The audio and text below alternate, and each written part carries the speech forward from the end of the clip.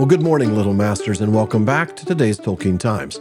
I'm the Man of the West, also from the Prancing Pony podcast, and let's get started with today's Tolkien Tuesday. Now, last week, or actually for this entire 8-week series, I've been talking about the behind-the-scenes drama that would eventually lead to the publication of The Lord of the Rings. Now, last week we discovered the new problem that Tolkien had after his publisher determined they couldn't print his work as a single volume due to cost. And that challenge was coming up with titles for each of the 3 volumes. Now, he originally wanted individual book titles. That is, 6 titles spread out over the 3 volumes, because if you take a look, you know that The Lord of the Rings is made up of 6 books, not 3. It's actually 6 books and 1 big story. So, for example, what we now know as The Return of the King was supposed to be The Lord of the Rings, Volume 3, The War of the Ring, and the End of the Third Age. Okay, bit of a mouthful, that. Today we'll talk a bit more about titles and maps and discover just how steamed Tolkien could get when someone corrected his work, as we try to wrap up this pre-publication story of Tolkien's magnum opus. And I want to start with Tolkien's reaction to the galley proofs. Now, galley proofs are a preliminary version of a book meant for review by authors, editors, and proofreaders, usually with wide margins, often unbound as well. These days, of course, it's just a PDF. Now, Tolkien wrote to his son Christopher on August 4th, 1953, in letter number 138. The printing is very good, as it ought to be from an almost faultless copy, except that the impertinent compositors have taken it upon themselves to correct, as they suppose, my spelling and grammar, altering throughout dwarves to dwarfs, elvish to elfish, further to farther, and worst of all, elven to elfin. I let off my irritation in a snorter to Allen and Unwin, which produced a grovel. Now, not being British, I had to look up snorter. Apparently, snorter is a now dated British slang word, meaning a thing that is an extreme or remarkable example of its kind, especially for its strength or severity. Very well then, Professor. Tell us how you really feel. I love, though, how he shares how proud he is of himself for obtaining that little grovel from Allen and Unwin after the copy editor changed his words. Now, as an aside, in Carpenter's biography, we learned that the printers said in self-defense that they had merely followed the dictionary spellings. Next, in letter number 139 to Rainer Unwin, Tolkien returned to the matter of titles for the 3 volumes. He explained, I am, however, opposed to having separate titles for each of the volumes and no overall title. The Lord of the Rings is a good overall title, I think, but it is not applicable specially to Volume 1. Indeed, it is probably least suited to that volume. Except possibly in the matter of cost, I cannot see the objection to The Lord of the Rings 1, The Return of the Shadow, The Lord of the Rings 2, The Shadow Lengthens, and The Lord of the Rings 3, The Return of the King. It is surely only by the use of a single overall title that the confusion that you speak of can be certainly avoided. I'm not wedded to any of the suggested subtitles and wish they could be avoided, for it is really impossible to devise ones that correspond to the contents, since the division into 2 books per volume is purely a matter of convenience with regard to length and has no relation to the rhythm or ordering of the narrative.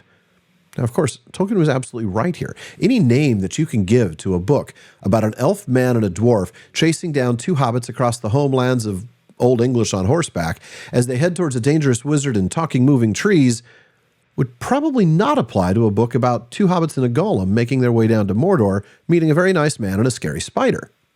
Nevertheless, it's what we got. Now, a little over a week later, on August 17th, 1953, Tolkien wrote again to Rainer, who had just visited him, in letter number 140. It was extremely kind of you to come and see me and clear things up. It was only after I had seen you onto the bus that I recollected that you had in the end never had any beer or other refreshment. I am sorry. Very much below Hobbit standards, my behavior, I am afraid. I love that. I had to include that even though it had nothing to do with the publication drama, because that's just really so revealing, and I love that. So he continues, I now suggest as titles of the volumes, under the overall title, The Lord of the Rings, Volume 1, The Fellowship of the Ring, Volume 2, The Two Towers, Volume 3, The War of the Ring, or if you still prefer that, The Return of the King.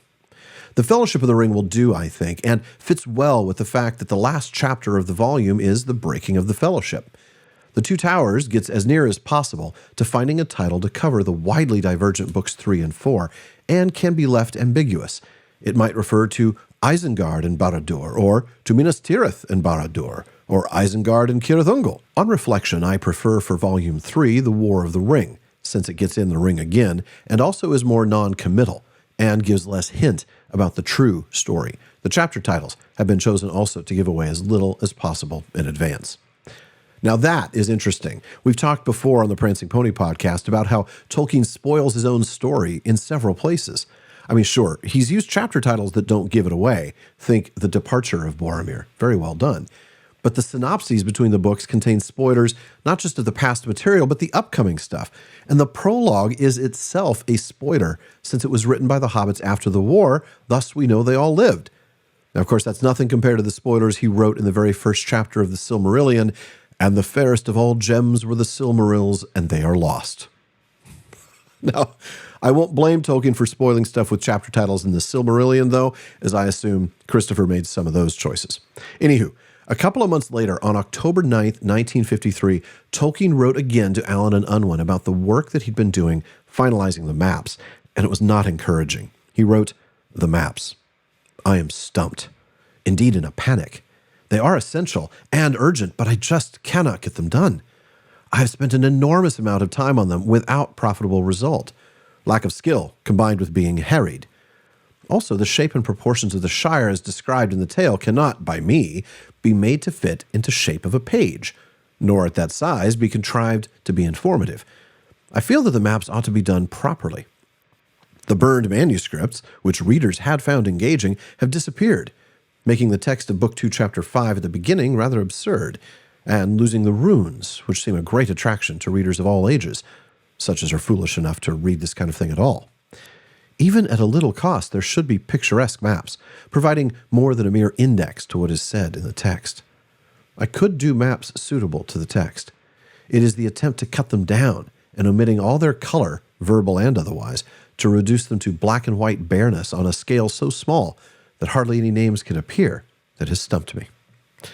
Well, fortunately, as Carpenter tells us in the biography, in the end he handed over the job to his original mapmaker, Christopher, who somehow managed to interpret his father's overlaid, altered, and often contradictory rough sketches, and to produce from them a readable and neatly lettered general map and smaller plan of the Shire. Fantastic stuff, really.